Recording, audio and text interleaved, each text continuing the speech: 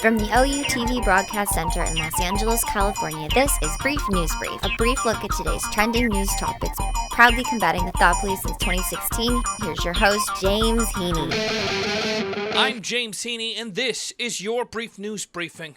Civil unrest has hit the streets of many U.S. cities following the death just 1 week ago of George Floyd while he was in custody of the police. This comes during the greatest pandemic this country has seen since 1918, during a financial crisis closing in on as serious as the Great Depression, and during a Los Angeles period where there are curfews and there are riots that we haven't seen since 1992. It would be almost obnoxious to call these historic times. There is almost no word for how historic times these are for the United States of America. Racism in America is as old as America itself. The country was born and bred on the backs of slaves, and America has struggled for its entire existence to right the wrongs of its own doing. Racial tensions have sown the divides of all the greatest historic conflicts of America from the Civil War to the Civil Rights Movement of the 60s. Yet institutional racism has continued like a virus, infecting mass amounts of Americans and even blinding them to the basic injustices that continue to plague parts of the community. What is justice in America? What are we willing to forgive and forget, and what is a bridge too far? What happened on Sunday in Santa Monica was unlike anything this community has ever experienced here before. What started as a peaceful protest on the Santa Monica Pier became paralleled with an organized and tactical effort to scorn the capitalist consumption that charms the West Side.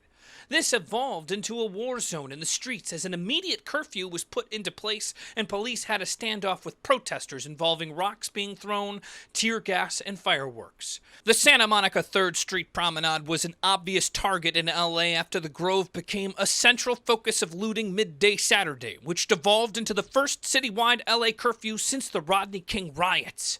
The National Guard was brought into Los Angeles late Saturday night, and by Sunday morning they were circling the police department in downtown LA. Yet as obvious a target that Santa Monica was to most any Angelino that was paying attention Sunday morning, no action was taken by the city to preemptively protect the property that was sure to be targeted. No National Guard were patrolling in Santa Monica on Sunday morning, while hundreds of police officers sat watching peaceful protests, but no one was protecting the resale shops that were being ransacked just blocks away. Sunday evening was a terrifying night for the community as peaceful protesters were mixed up with opportunist criminals and the police had absolutely no hold on the situation at all. It was absolute mayhem. All the news outlets, the local ones, were doing non-stop coverage of the unrest. You would see looters looting in front of police with no repercussions. Unrest manifested itself in each uncertain moment, and as those moments passed into darkness, the darkness came, and the police started rounding the people up and making arrests. By Monday morning, the chaos had passed. The point had been made. No justice, no peace.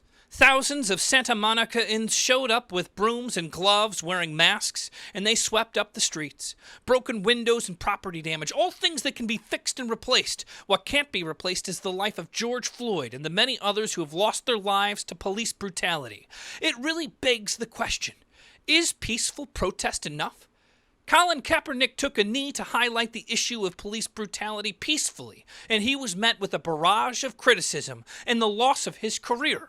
Now the knee of a white man has taken the life of a man of color plainly on camera. Americans need to look within themselves and ask what upsets them more. Colin Kaepernick on a knee, or the death of a man being arrested for using, allegedly, a counterfeit $20 bill? What can be done to change the systematic protection, the impunity that shelters white supremacists and continually victimizes the communities of African Americans by those who are put in place to protect them? It's hard to predict where it will go from here, but it's important to remember that in the past these riots have presented themselves after the sentencing, or lack thereof, sentencing of an officer. What makes this 8th day of civil unrest so different from the others is that it hasn't run its course through the justice system. Where might we find ourselves if this man, this police officer, who had a track record of abuse, gets off scot-free? The pain and the hurt are real. Yet today in Venice, peaceful protests filled the street, and the looting has settled down. When will we find that peace of mind for the African American community? That they won't feel terrorized by the cops in all walks of life across this great country? Is it too much to ask that we all feel safe in our own country? Newsman, get your news now. Come on, newsman, tell me the news. Tell me the news. Tell me the news.